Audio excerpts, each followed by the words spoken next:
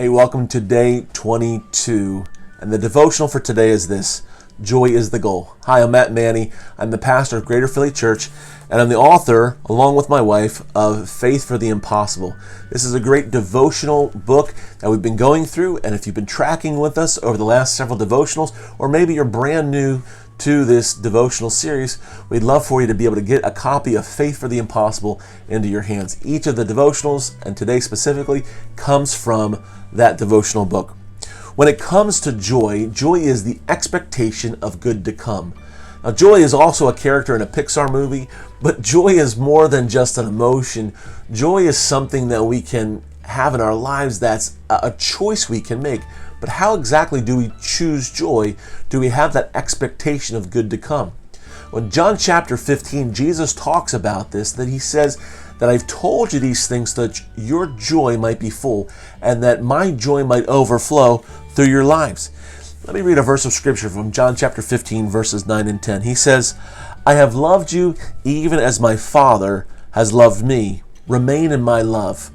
When you obey my commandments, you remain in my love, just as I obey my Father's commands and remain in his love.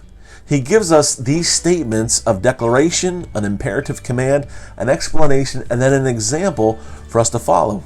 So the statement of declaration is this: that I have loved you.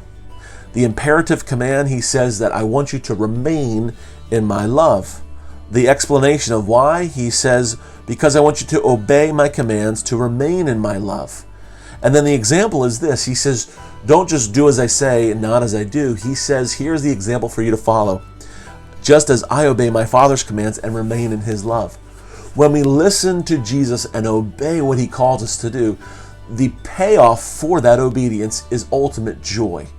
You maybe think about and remember as a kid in school or with your parents when they've asked you to do something that all of a sudden there's this sense of guilt, maybe a little bit of tension, maybe a little of a sense of being uncomfortable, discomfort.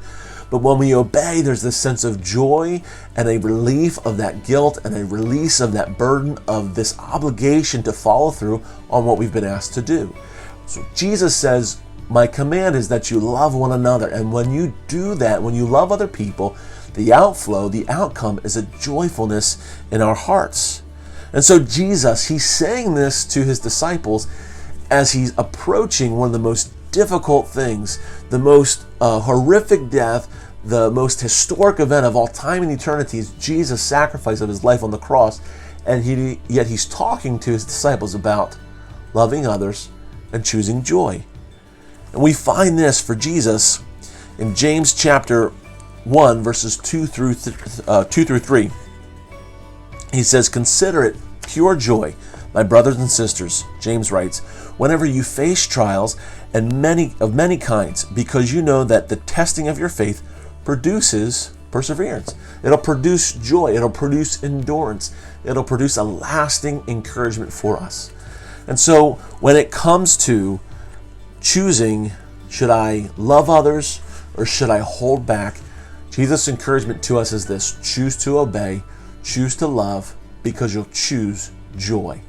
Thanks so much for watching. We'll catch you in the next devotional.